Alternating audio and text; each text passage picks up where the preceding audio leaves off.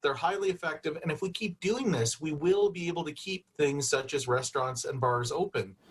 Like it or not, Calgarians will have to keep their masks on well into the winter. Council voting to keep the temporary mask bylaw in effect for at least the next 3 months. But as we learn more about COVID-19, will these recommendations be relevant down the line? The decision is based on recommendations from public health officials to limit the spread of COVID-19.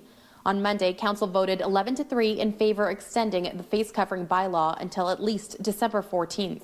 If it's helping out and it's proving that it's helping out, then I see no issue with it. Right now, masks are one of our best defenses. Dr. Craig Jenne, an infectious disease expert with the University of Calgary, says early in the pandemic, health experts were basing their recommendations on other viruses, such as influenza, adding there wasn't an understanding of how masks would work to limit the spread of the virus. As months have gone by and we've seen viral transmission now with the novel coronavirus, and we know that it's more droplet-based and close contact, the data has evolved and our understanding has evolved.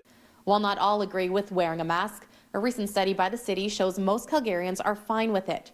89% saying they wear a face covering in public. It was uncomfortable, but now I've gotten used to it, so.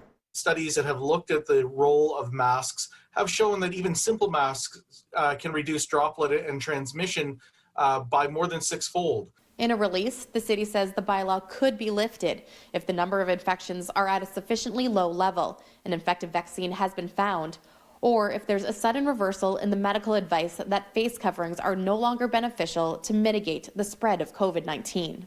I'm tired of wearing it, but it's for the beneficial of every Calgarian, right?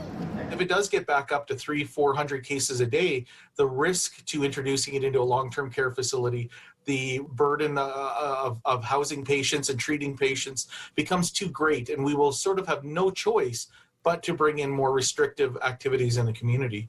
In Calgary, Jackie Perez, City News.